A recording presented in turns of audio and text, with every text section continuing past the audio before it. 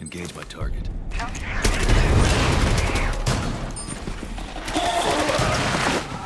With me!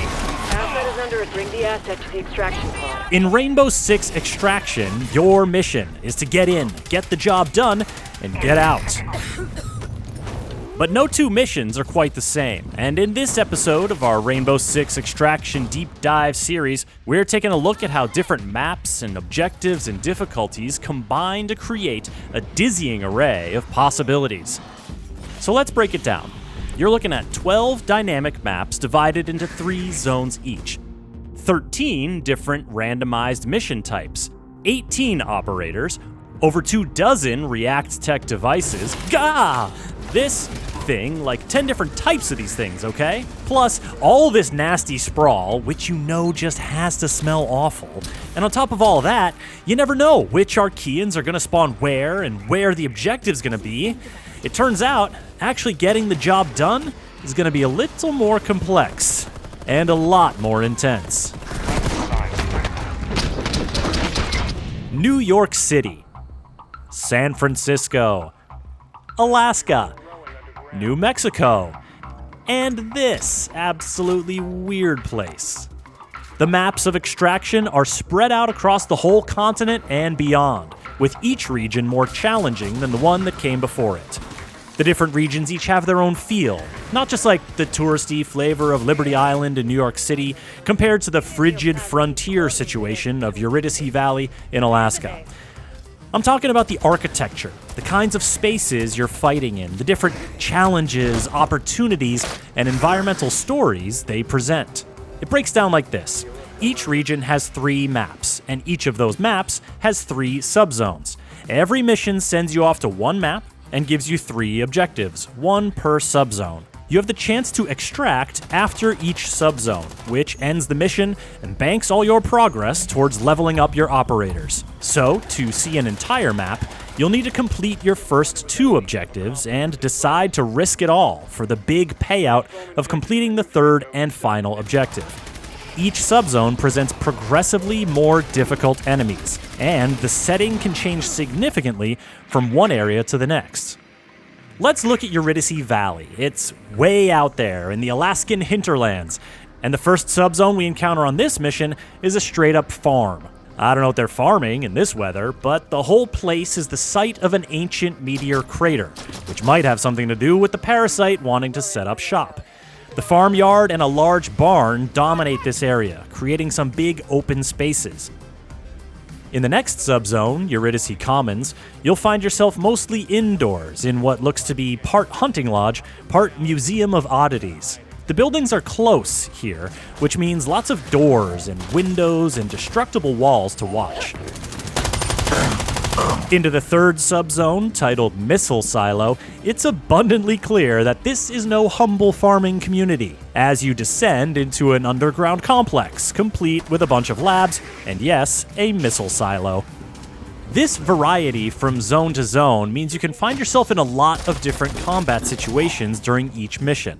Playing the Specimen objective, in which you need to lure an elite enemy back to your pad and try not to get mauled in the process, gets trickier when you have a lot of stairs and sprawl to traverse. Capture system on. If your mission was, say, serial scan, you'd be more focused on barricading openings near the scan areas and laying traps for your incoming foes, so the stairs wouldn't be as much of a factor.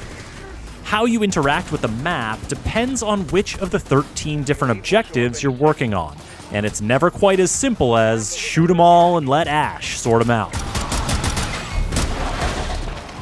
Take triangulation.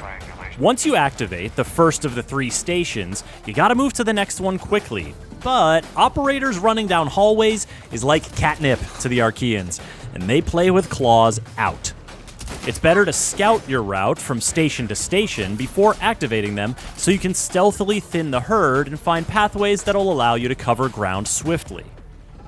And here's where your power to shape the map through destruction or carefully opening doors or destruction starts to make a real difference.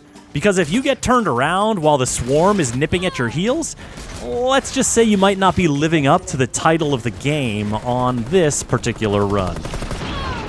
Scouting the lay of the land is also crucial for decontamination, the objective in which you have to shoot a whole infestation of aberrant nests and then get a sample from the most aberrantest one, because Mira has only a tenuous regard for your personal safety.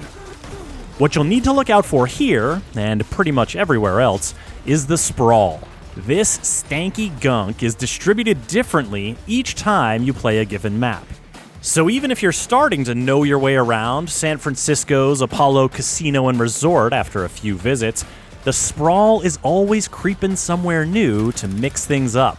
Plus, if an Archean sounds the alarm and alerts nearby nests, they're gonna start pumping out even more sprawl, which is a bad thing. The sprawl slows you down. The sprawl speeds them up.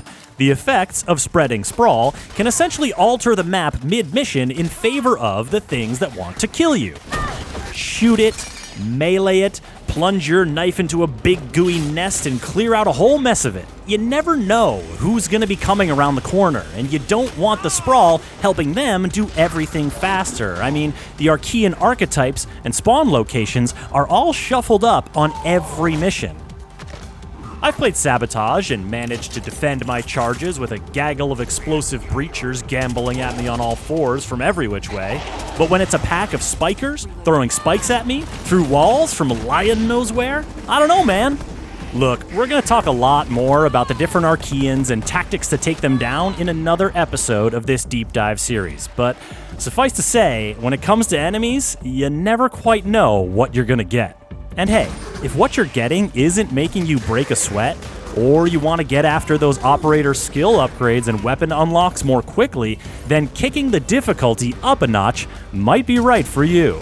Completing objectives on tougher difficulties yields substantially more progression, but side effects may include increased sprawl, elevated Archean aggression, grievous bodily harm, and stasis foam encasement. So, ask yourself, is it worth the extra risk to get those extra rewards? If you want more info on those rewards, check out the other video in our series, where we delve into how different operators can not only change your approach to the mission, but can also evolve as you level up. Rainbow Six Extraction is launching this January for PS4 and PS5, Xbox One, and Xbox Series X and S, cloud gaming, and PC. Subscribe to this channel to catch the next videos in our series and get the latest updates at news.ubisoft.com.